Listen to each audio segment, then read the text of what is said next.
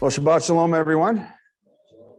Full house today, and we thank everybody for coming, and not just for the barbecue afterwards, but for the sermon and showing up for that too. So let's go right to prayer. We got a lot to cover today, and I got to get this done in a timely fashion. Father, we come before you, and we thank you, Father, and we thank you for showing us your love, Father, and your graciousness and mercy. All the way through your scripture, Father, you're a God of love.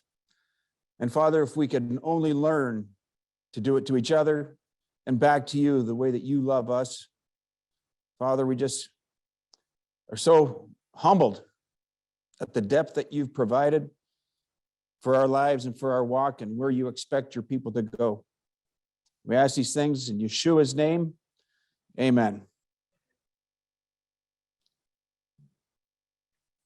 Well, since I didn't preach last week and Prophet Steve taught, and I think the guys did a great job this week, and I thank them for that. I'm sure everybody else was thankful. And I talked to Mike Terry afterwards, and I said, you asked a question there, and you said, well, pray about it and think about it. And I said, right out loud, we were sitting in here. And I said, I already did. I got the answer. I'm going to be teaching it on Saturday. So I've had 2 weeks not to prepare this, to go over it and over it and over it. I've wanted to talk about this one for some time now. And it fits in.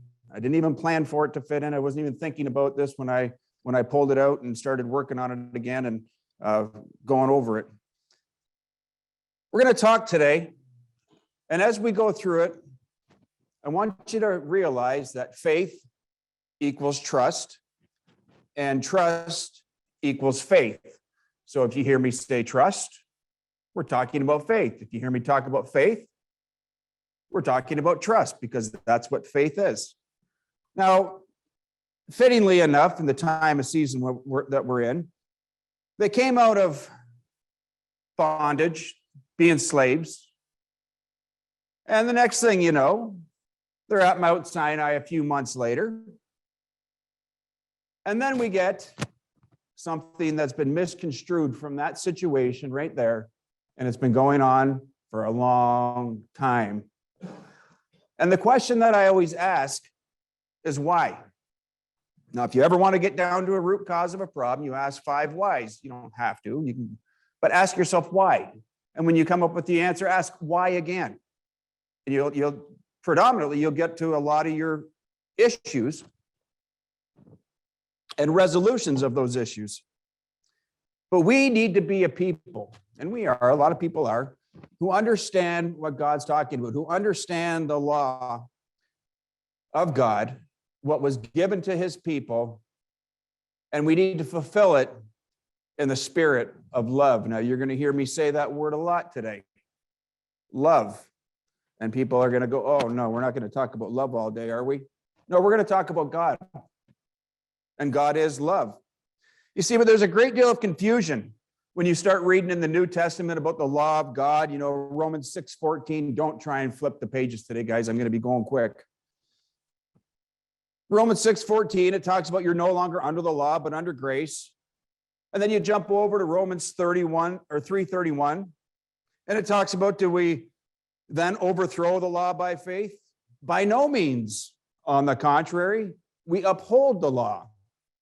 Now, there's a great misunderstanding of the Mosaic law, and I've got to stick close to my notes today, so I'm probably not even going to try and get off script today. We'll see where it goes, but I've got so much to cover here, and I can't stop it today. It has to end on the last page unless something happens by the Father in between. But part of the confusion is simply the word law. Now, we all know in the church, you get into the word law or get Christian, they're like, whoa, no, that's bad. And it's the absolute misunderstanding of what's actually going on.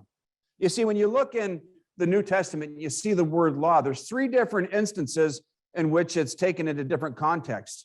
You get into Romans 3:19, it talks about, the preceding quotation from the Psalms and the prophets. It talks about Psalms and the prophets there. And then you get another part in the New Testament there, and you get into Matthew 5:17. I've not come to abolish the law and the prophets. And then again, you get over into Luke 24:44. These are my words which I spoke to you. that everything written about me in the law of Moses, the prophets, and the Psalms now must be fulfilled. And when you look at that word law, it's the same Strong's Concordance number. We're not talking about a different part of the law. We're not talking about a different part of the Old Testament. We're talking about how they were understanding it from different perspectives and applying it. The root of it all, though, is in the center, and that's what we're going to be talking about today. But we'll see how many people have twisted the Mosaic law into legalism. And by doing so, and how they did it, was that they severed the law, listen, from its foundation. And the foundation of which it's built on is faith. Or, what's the other word? Okay, you're paying attention. Okay, we still got you. 5 minutes in, we're still got you. That's a good thing. You see, but what happened when they got into the legalistic side of it is that they failed to stress the dependence on the spiritual side of it and on the Spirit.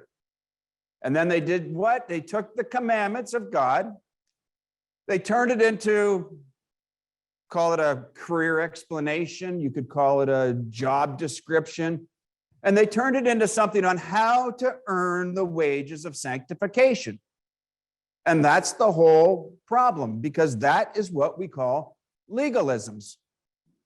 You see, but when you start studying out Scripture, there is no Greek word in the New Testament for legalism.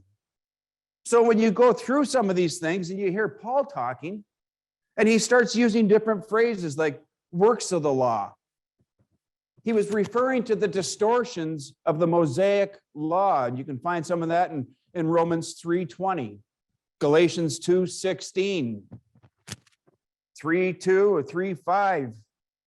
But sometimes he went on and he just simply used the word law, as when he said, you're not under the law, but under grace. This guy was talking so far out there, but we've got to understand what he said and what he was saying. I know there's a whole series on Paul and the law. Go back and study that again, but at the same time, bring this into it. You see, but it's, he was never talking about that you don't have to keep the law. He was always stressing that. But that's, again, the misunderstanding. And what's he talking about? You don't have to keep the law when he talks like that. He's talking about you're not burdened as a job description, as a career explanation that you just have to do this and just stick to this, the letter of how to earn the wages of sanctification from God. That's not what he was looking for out of the whole thing. So whenever you read the word law in the New Testament, ask yourself 3 points. Is this the Old Testament that's being referred to? Is it referring to the writings of Moses? Because we've had examples of this. Or are we looking at a legalistic distortion of the teachings of Moses? I see, and this will keep us from absolutely putting a negative perspective and attention, negative attention, towards the Mosaic law when we go through this. And I know most people sitting here and those online know exactly what we're talking about here. But you have to know this stuff because you have got to be able to teach it and explain it to others when you start getting questioned. Why? Because you will get questioned on it, because it's going to be one of the biggest things that we're going to have to face out there. You see, and you get into the things of Moses. There's been an accusation against Moses that he was teaching something different at times, teaching a different way of sanctification than what goes on in the New Testament. Mainly what? By grace, through faith, not by works, lest anyone should boast. We're going to get into a little bit of that today. That's found in Ephesians. Ephesians 2:8 and 2:9. I'll read it quick. For you have been delivered by grace through trusting. What's the opposite? We're not the other word of trusting? Faith. Through faith. And even this is not your accomplishment, but God's gift. And you need to write that down. It's not an accomplishment, but God's gift. You were not delivered by your own actions. Therefore, no one should boast. Again, You were not delivered by your own actions. We'll get into that. You see, a lot of people, though, imply that Moses and the teachings of Moses and the law, it offers some type of a different sanctification than what's offered in the Gospels. And I know about Jesus Christ. We'll get to that too. But almost all of us can agree that any type of justification that was done in the Old Testament, it was still justification by grace in faith. Again, it was a gift from God. But many will still say that the law did not call men to be justified this way, calling them to earn God's approval or God's blessing through doing works. That gets into the legalistic side of it. But they take that and they say, well, then by doing that, by not being able to achieve, by not doing this, by condemning people through the law, which that's not the full intent of the law. It just drove people to the Messiah. This is how that they have wrapped this thing up and said, okay, it's all about Jesus now. It's about both. It's about bringing it all together as in one. We'll cover that one later too. You see, or we can put this whole thing in a different perspective as well. Many Bible teachers will argue that the Mosaic covenant made with Israel at Mount Sinai is fundamentally different from the covenant made with Abraham. You know, the different one than made with Noah. The covenants under which we live. And here's what they say. Here's the difference with this whole thing. Is that the Abrahamic covenant and the covenant of salvation is promised freely to be received by faith apart from the works of the law. But under the Mosaic covenant, God's blessing is not offered freely to faith, but instead it's offered as a reward for the works of the law. Now, do you see a little bit of an inconsistency? You go through the Noahide, you go through the Mosaic, you go through the different covenants that God made, and this one gets isolated out and says this one is completely different. It's all by works, when everything else was what? By love. By love from who? By love from the Father. We'll cover that one a little bit deeper later too. We're just tearing the arguments down right now. But when they go through it, the popular argument, I've been up all night, guys, just so you know, that's why I'm drying. Since only perfect works could earn approval from a perfectly holy God, and none of us can achieve that. If you want to put your hand up and say that you can, then I'll be the first one to call you a liar. You see, the law simply makes us aware of our sin and misery and pronounces our condemnation. And that's probably the most predominant view of the Mosaic law in the church today, and it's absolutely wrong. Excuse me. Absolutely wrong. You see, what God wants, there's three, let me back up a little bit here. There's three aspects. You have a child. You could have a rebellious child. You could have a child who does things because dad said to do it. He's just doing it. That's the works. He's just doing it because he has to do it. Nothing inside of him other than, okay, I'm being obedient. I'm just going to do it because my dad makes me do it. And then you have the child who wants to do it because he deeply knows that God has got a greater plan for him.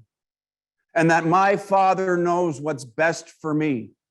And all I have to do is do what he does and put my trust or my faith in his experience and what he knows, what he can bring to the table.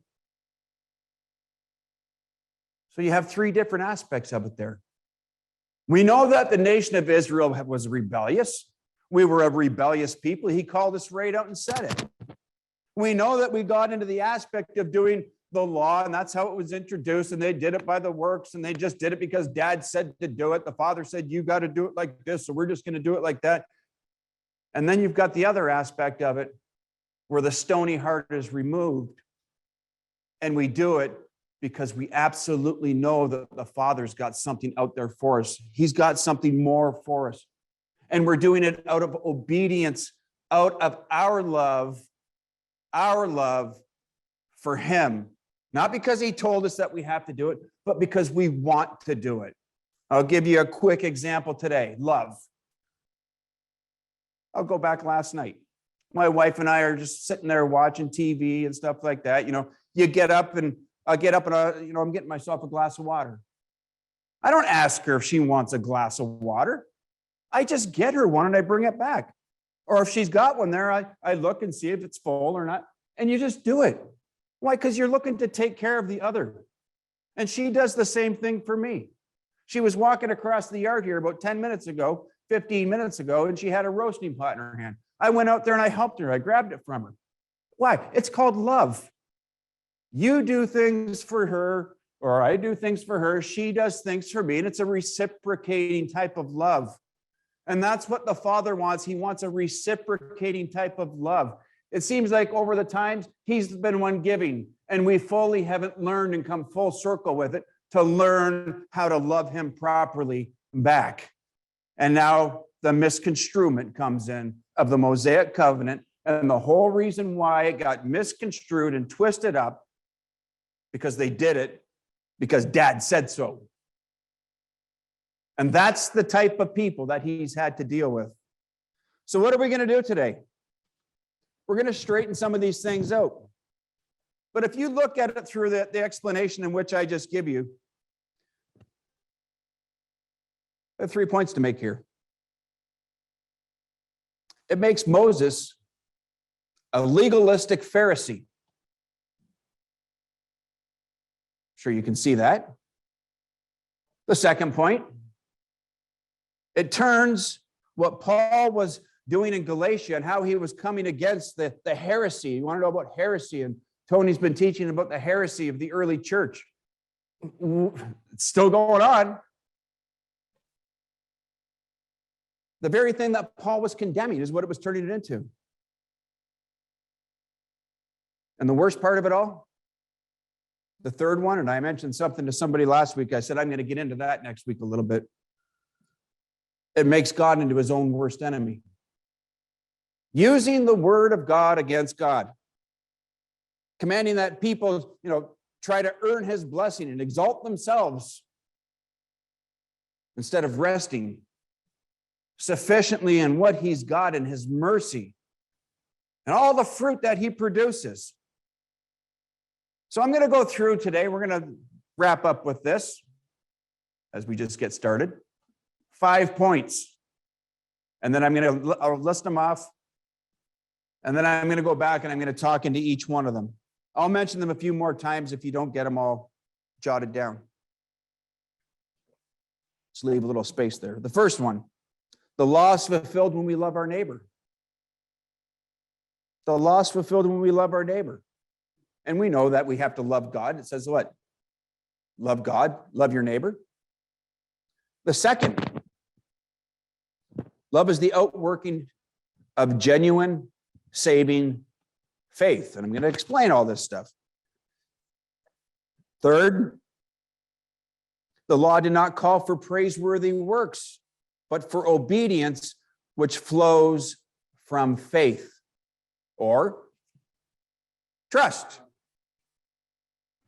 The fourth point that we'll be talking about, we must obey the Old Testament commandments.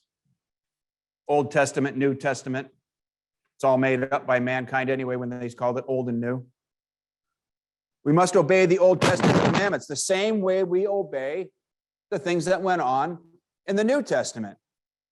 But not in order to win God's favor. It's not what it's about. But because we depend on him already, on his free grace, his free gifts that he's got there laid out for us, and the faith, trust that his commandments will lead us to a full and lasting relationship with him. And the fifth one we're going to talk about is that we should delight in God's law.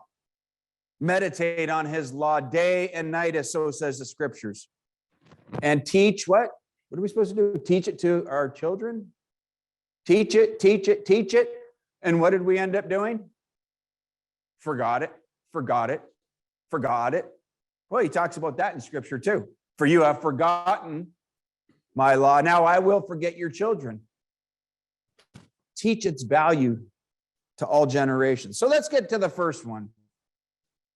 Love fulfills the law.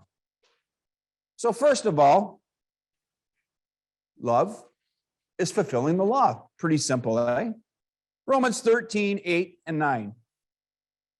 Don't we owe anyone anything except to love one another? For whoever loves his fellow human being has fulfilled Torah.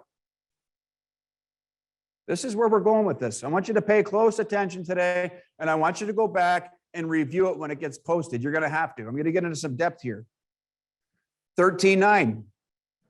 For the commandments, don't commit adultery, don't murder, don't steal, don't covet, and any others are summed up in this one rule: love your neighbor as yourself.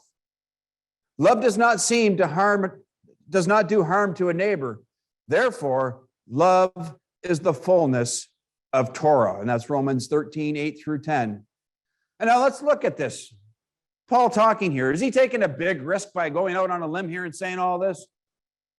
Absolutely not. He took absolutely no risk in saying this at all. Why? Because in Matthew 7:12, don't flip there. I'm going to jump right past it real quick. Somebody said, his name was Yeshua, Jesus, whatever you wish that man would do to you, so do so to them. For this is the law and the prophets. And then over in James again, we hear it a little bit different in James 2:8. If you really fulfill the royal law according to scripture, you shall love your neighbor as yourself. You do well. You do well. So we have three different testimonies, testaments, somebody giving an account, three different spots in the New Testament of what God is trying to do through the law is to make loving people out of us. To make loving people out of us. It wasn't just there to point out our sins, and that's where the whole thing got structured with, if we just do this. It was there to show us his love, to show his people love. You see, you go to Romans 13, verse 9. Every single commandment has love as its aim, love as its goal. Don't do it because you love me. Don't do it because you love them. So the law is fulfilled in us, in you, when we love our neighbor. When we love our neighbor. So let's jump to the second one. Love is the fruit of faith. See, love is not a work. It's not something that we can just do on our own. This whole world lacks love. Why? Because it's from the Father. And the whole world lacks love. The only ones that can have true love are those that are connected to the Father, because it's from him. It's through him.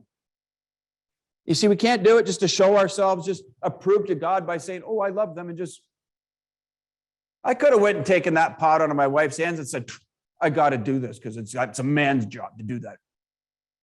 There's no love in that. But hey, I got that. You know what? I saw her walking across the yard, and I went out there as fast as I could. And the Father does the same things for us because he loves us. And this is what we're getting to, is the spirit of the law. The spirit of the law. And the whole spirit of the law is based on love. And if you're not going to keep the law and take it and throw it out the window, like the church has told us to do, we've missed the whole point of what God was trying to do, to bring his people from the beginning of time to the end of time. And we took a chunk out of it, the Mosaic, and set it off to the shelf and said, this is different, but we'll keep the Noahide, we'll keep the other stuff, but we're just going to take that chunk out and stick it off to the side. Sorry. What you're doing is you're taking the lesson that God was deeply trying to show his people about how much he loves us and how much he wants us to love him. That reciprocating relationship once again. Reciprocating. You take and you can give, and you take and you can give. Some people have a hard time just being loved. Some people have a hard time being loved. Some people have a hard time showing love or giving love.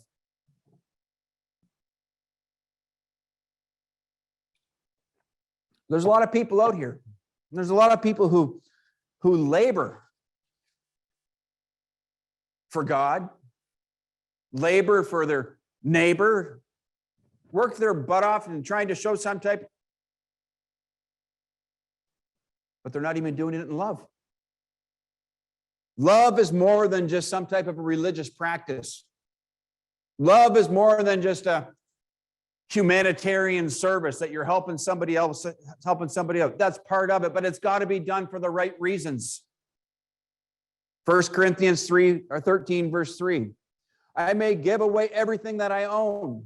I may even hand over my body to be burned, but if I lack love, I gain nothing.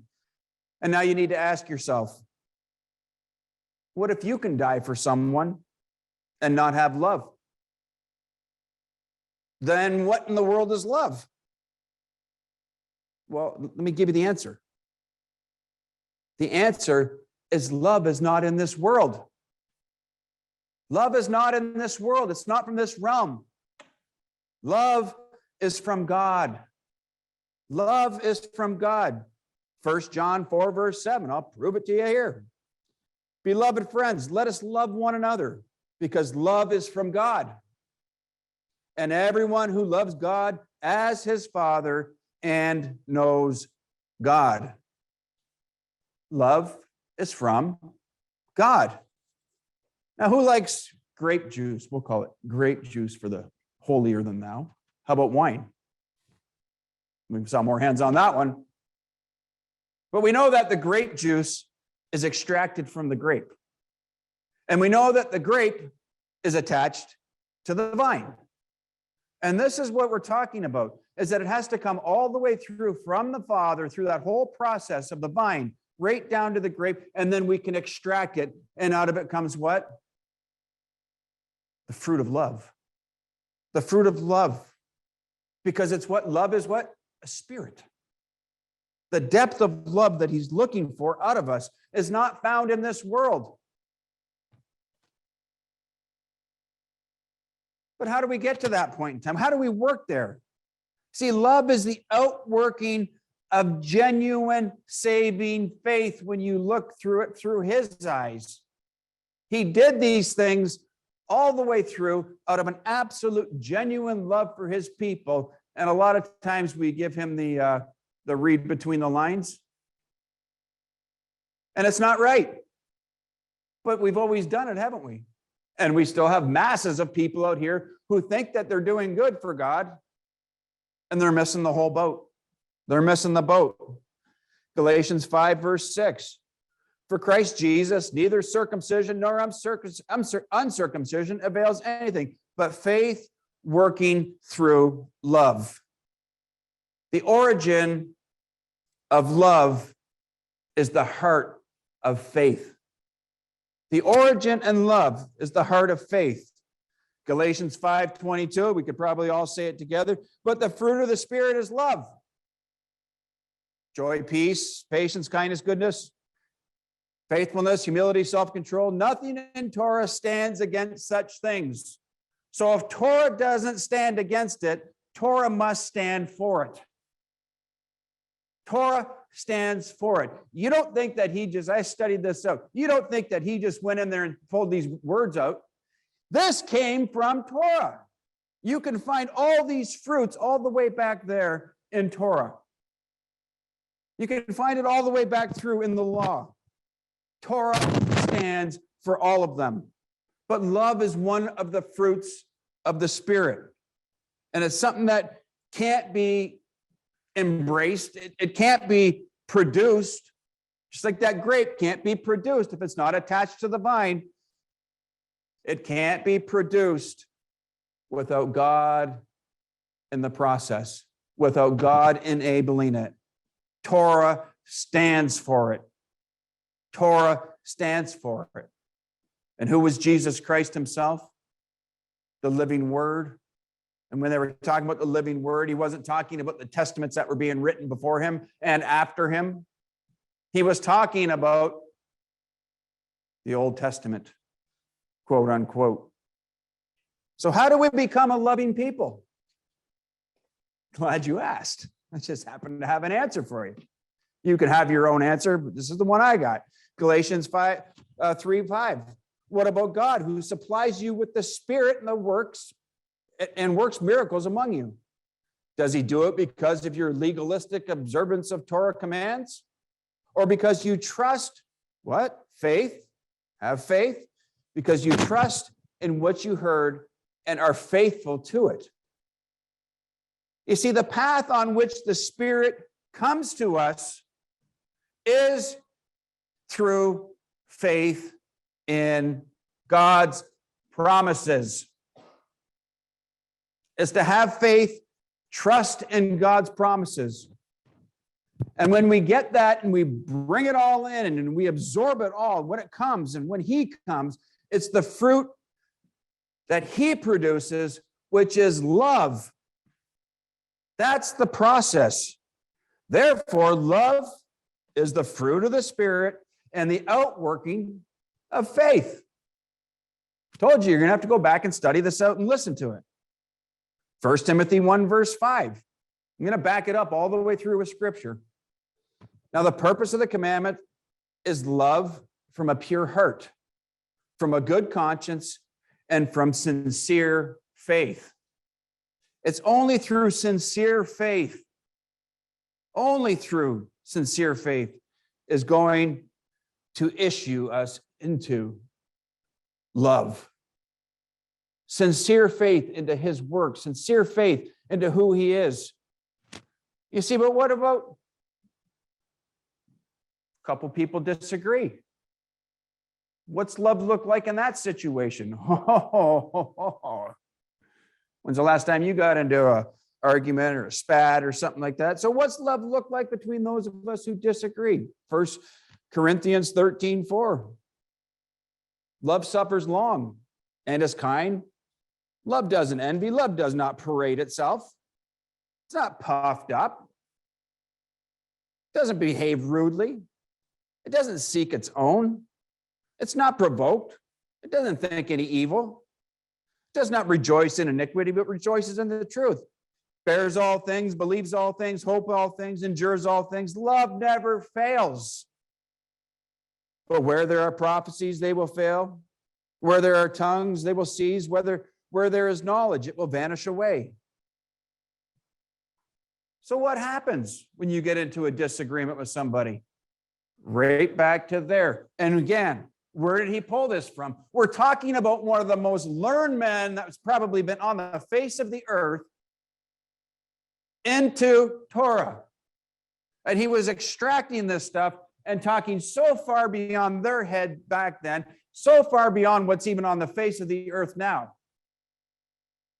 But he's extracting all of this stuff, all of this richness out of that grape to produce something for us. And it's all enabled by the Father. You see, when you get into spats, you can look at your spouse. Don't look at her right now or him. Do you apply that? Do you long suffer? Oh, I know I do. Do you have patience? Do you get puffed up? I'm the man. Yeah, you are the man.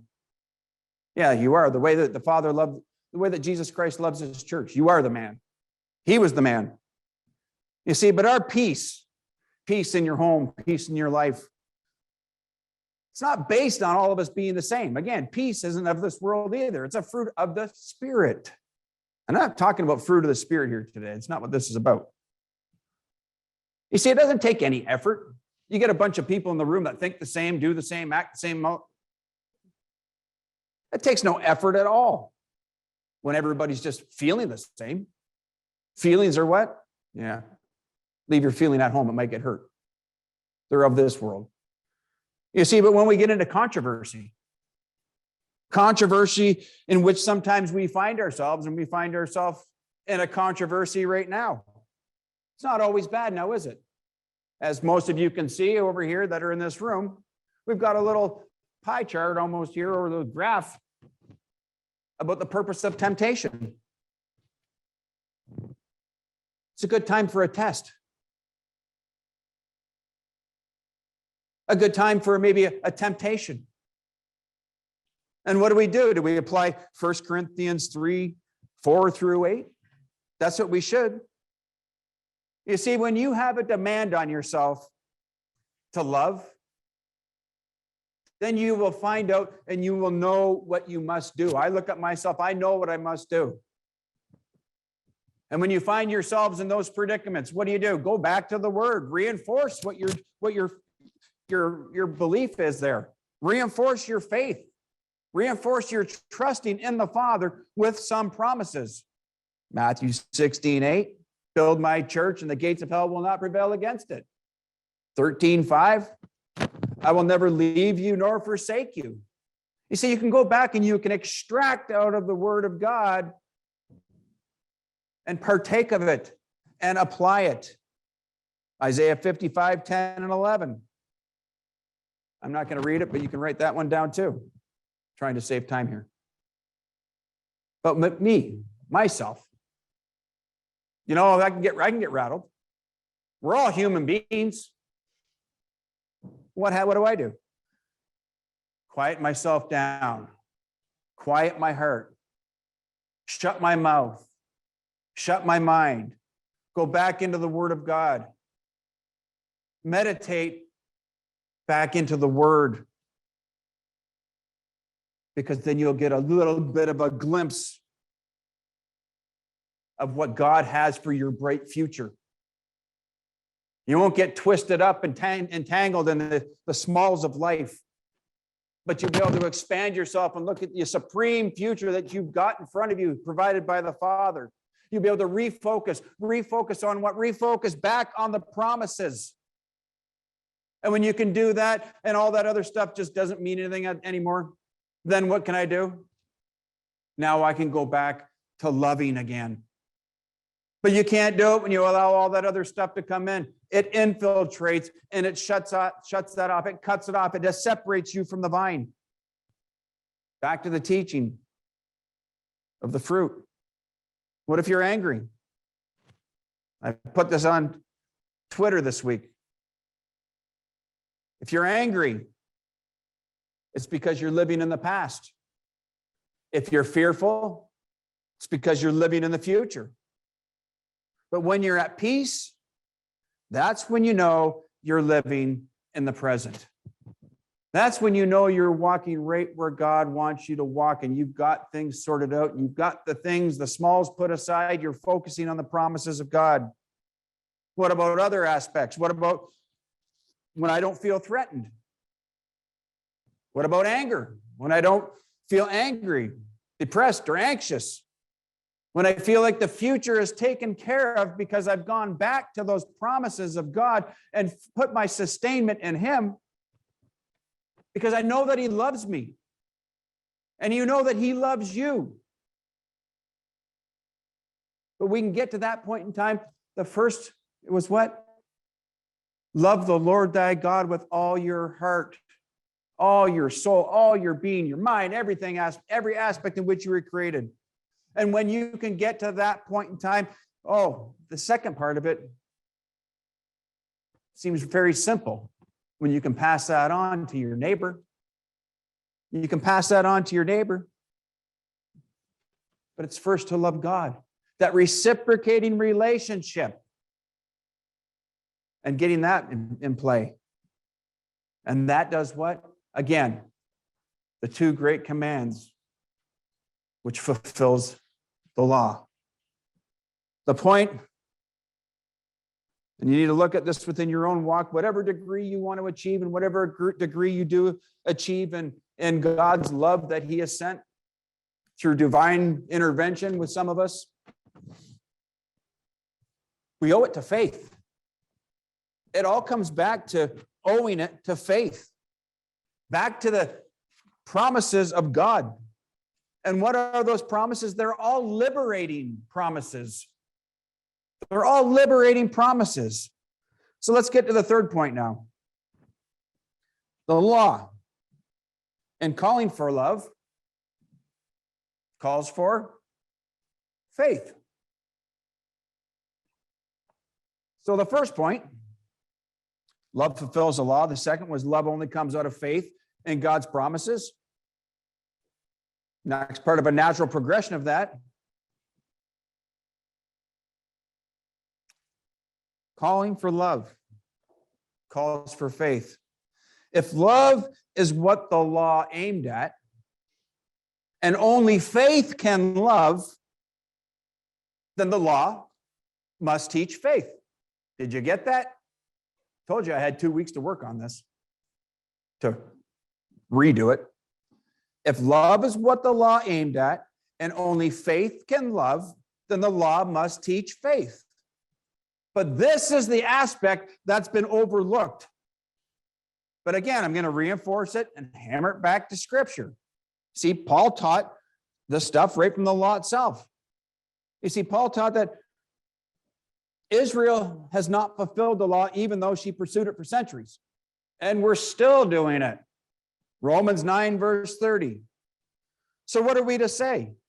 This, that Gentiles, even though they were not striving for righteousness, have obtained righteousness, but it is a righteousness grounded in trusting, which is faith.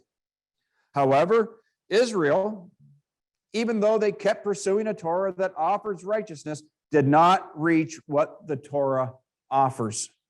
Why? Because they did not pursue righteousness as being grounded in trusting, but as if it were grounded in doing legalistic works.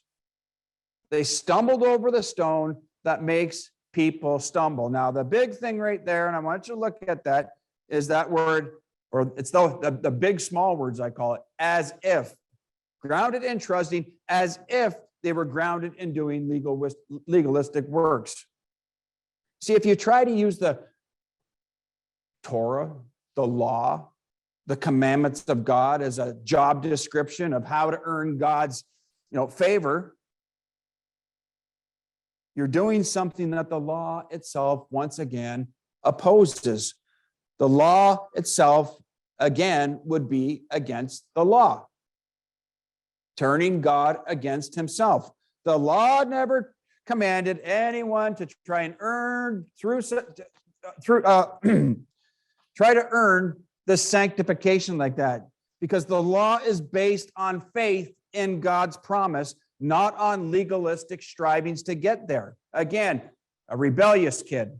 You got a kid that'll do it because dad said so. And then you got the other one, I want to do it because it's right, because I love, and I'm part of the reciprocating cycle. And that's the mistake Israel has always made in not pursuing the law properly, but in pursuing it by works instead of by faith. So now we look at the law itself, the 10 Commandments, the heart of the Mosaic covenant. They got this after 3 years or 3 months after they came out, after the Passover, they went through, and now they're getting this aspect of it right here. They're getting the rules to the game. The rules to what? Faith, love. But you look at what these people were. They're 3 months out of being slaves for the last 400 years. That's all these people would have ever known. They didn't know how to conduct themselves outside of what they were being told to do. So when they got told what to do, They just did it because they were being told what to do. And they said, yeah, we will agree to it. Look back on some aspects of the last 3 months of your life. Look how fresh that is in your head. Why do you think as soon as Moses went up the hill, the first thing they did was they screwed the whole thing up, didn't they? Oh, I got a great idea. Let's build an altar. And we look back and say, how could they be so foolish? Because you haven't been a slave. You haven't been able to, you haven't been to the point in time where you've been institutionalized, where you've been programmed into a way of thinking. But guess what they're doing? Programming you into a way of thinking, turning you into slaves, institutionalizing you, institutionalizing your children. And this is where we look at this whole thing about the Exodus. One of God's purposes in the Exodus was to cause his people to trust him, that he would take care of them, that he would love them, and that he would bring them to the promised land. Exodus 14:31. And Israel saw the great work which the Lord did against the Egyptians, and the people feared the Lord, and they believed in the Lord and in his servant Moses. I think that's where Mike Terry said, think about it. And then you can look over, we can look in Exodus 20, verse 2 and 3. I am the Lord your God who brought you out of the land of Egypt. Right back to it. Why? He's trying to reinforce his love and what he will do for them and what he has done for them. Out of the land of Egypt, out of the house of bondage. We have another Exodus coming up. We won't be talking about this one, so we're going to another level of love that this world has never experienced before as the Lord thy God pours it out upon his people, in his people, and you spread it to each other as well as reciprocating it back to him. And then it goes on to say, you shall have no other gods before me.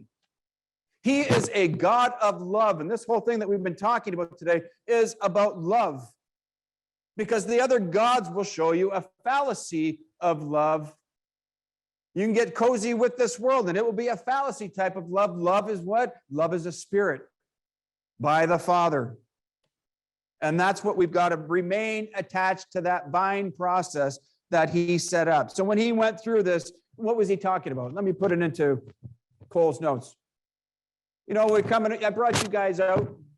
Just remember, because I know you're going to forget. Because I know you're rebellious. I know you're hard-hearted. I know you got stony hearts in you. But just remember how I demonstrated for you my power, how I demonstrated my love for you through my power, how I demonstrated my love for you because of this, because of that, because I did this. I parted the sea. I killed an army for you. Why? Because I love you, is what he's saying. And we turn around and we what? Do we trust him? Or do we look to another source for help? Thou shalt have no other gods before me. I don't think we're into that so much as what they were. But we're not building altars to sacrifice to other gods, but always be astute of the other gods that try and work their way in.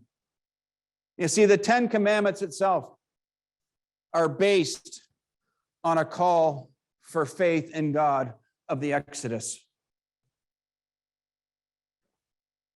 Just like the moral teachings of the New Testament call about what? Faith. Faith in the Lord, just as it was back then. He's the same yesterday, today, and forever. He's just bringing his people along the journey right to the very end of time. You see, that Exodus that he did and the way he went about it was an absolute demonstration, an absolute sign for Israel.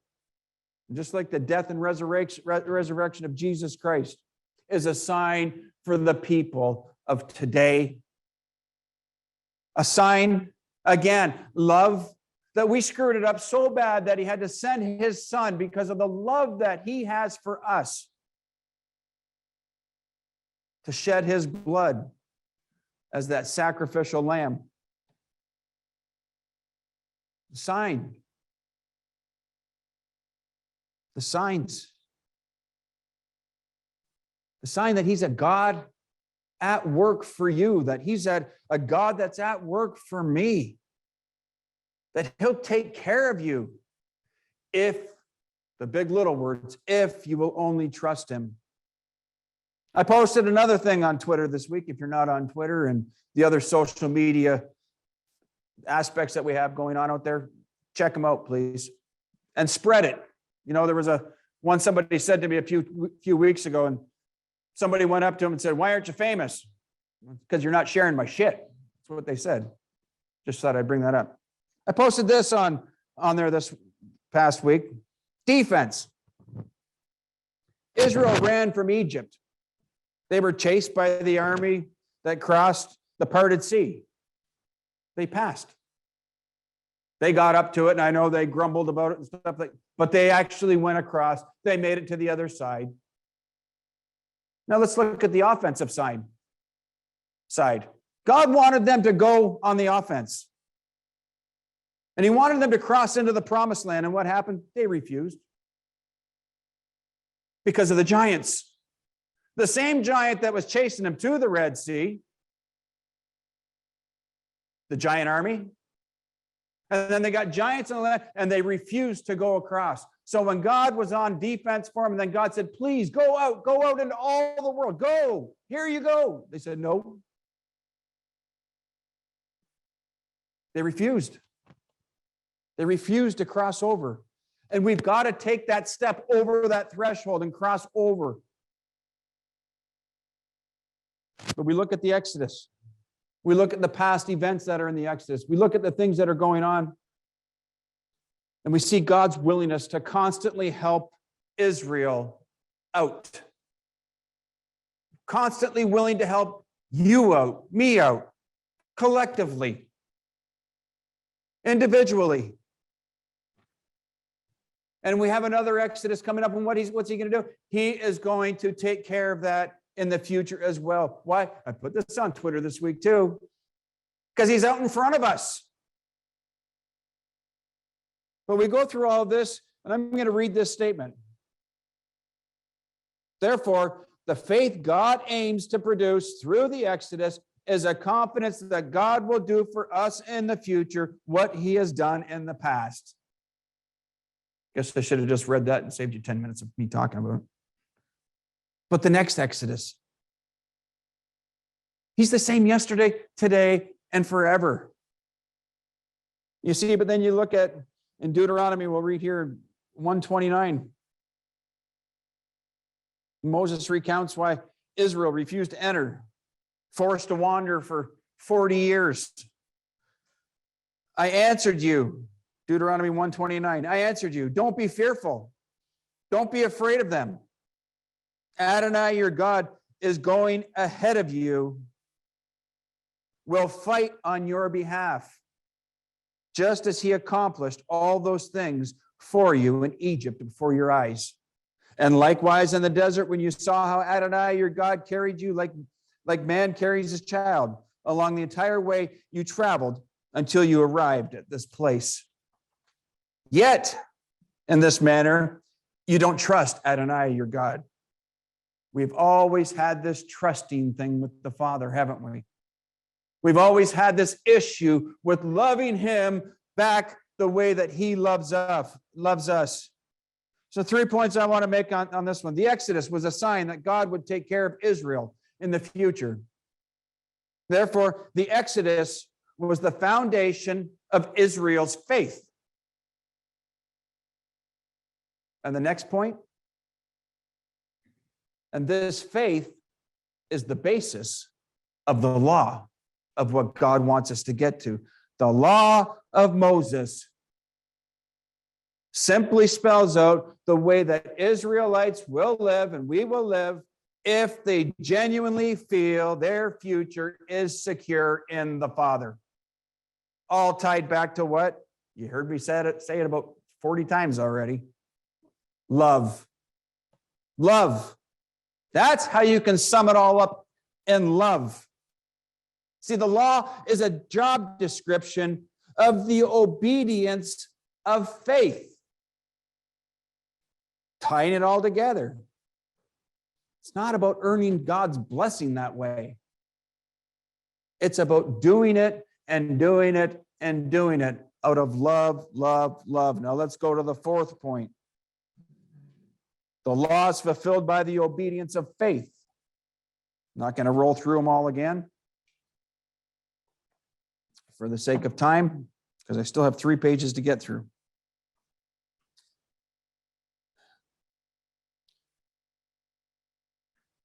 We must therefore obey or fulfill the commandments. How do you fulfill the commandments? How do you obey the commandments? Be obedient as that obedient child willingly wants to do it. Willingly wants to do it. Not because we're trying to win God's favor, but because we want to be in unison with him. Because we depend on him. Not looking for a praiseworthy gain going further, but because we have the things that he has given. We have his grace. We have the things that we depend on from him. We trust in his commandments. We trust in what he's done. The things that he's set out for us. It may not look like it all the time, but when you have that absolute trust in him, you know that things can work out. It will lead to an everlasting joy. An everlasting joy. You see, a lot of the commandments that are described in the Old Testament, they are absolutely for God's people for almost any age, for any age. He wants us to keep, he talks about in the scriptures, do this. And he said, I don't care where you live, you're going to do this. He knew what was going to happen. Romans 8, verse 3. What we're going to look at here about how powerless the law is in itself to produce this kind of obedience. For what the Torah could, Romans 8, 3 and 4. For what Torah could not do by itself because it lacked the power to make the old nature cooperate, God did by sending his own son as a human being with a nature like our own, sinful one. God did this in order to deal with sin. And in doing so, he executed the punishment against sin in human nature, so that the just requirement of the Torah might be fulfilled in us who do not run our lives according to what our old nature wants, but according to what and all to the Spirit. 2 Corinthians 3, 6. He has even made us competent to be workers, serving a new covenant, and the essence of which is not a written text, but the Spirit. For the written text brings death, but the Spirit gives life. So what's Paul teaching through all of this? Paul is absolutely teaching that we're not supposed to leave the law behind. It's a complete misrepresentation of who he was. An absolute misrepresentation of who he was. We're not supposed to reject it for something else, to do whatever the heck we want to do, serve God the way that we want. He was always going back to how to fulfill it in the power of the Holy Spirit through faith, which works itself out in love. That is what summing up the whole totality of the law is. In love. The fifth point, last, and we'll get through it quick. We should delight in God's love. And if we're going to delight in God's love, we should be delighting in the law of God.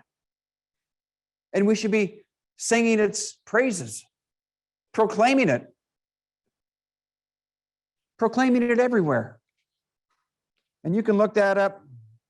Psalm 119:97. Psalm 19:17 or 19:7 through 14. And it talks about all of that there. You see, but we've got to get ourselves to the point in time. It's because we already depend on his free grace and trust in his commandments and trust in what he has done for Israel previously, that he will lead us to an everlasting relationship, which will bring all the fruits with it, because love is found in every one of the fruits.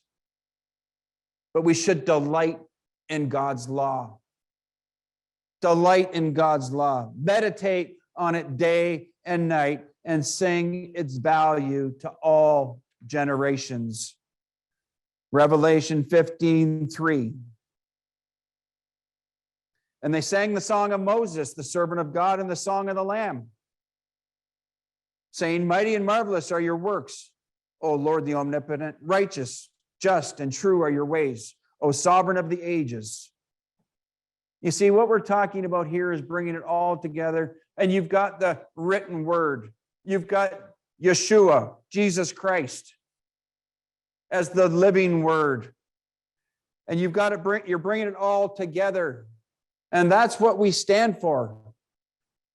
Those who keep the commandments of God and the testimony of Jesus Christ. But it's not segregated out and this put over there and put over there. It's all one basket that he's put it in, and he wants us to do it all. One covenant under God.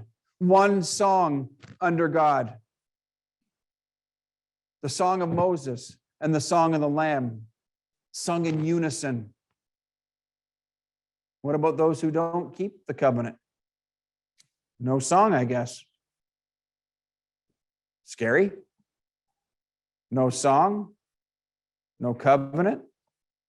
No protection? 2 verses we're going to wrap up with. Ezekiel 36, 26 and 27. I will give you a new heart and put a new spirit inside you. I will take the stony heart out of your flesh and give you a heart of flesh. I will put my spirit inside of you and cause you to live by my laws, respect my rulings, and obey them. That is his will. That is his will for your life. But the choice is yours. I didn't give the title at the beginning. But we're talking about his will. And it's about you accepting what he has done. But that's a choice that only you can make. But he wants you to accept it out of love. Not because I told you that you have to do this. He wants you to get to a point in time. He wants his people, his ecclesia, to get to a point in time where they all do it absolutely out of reciprocating love for what he has poured out upon us from the beginning of time. He just wants to be loved back the same way. And it's all about keeping his ways. But those are choices that we all have to make.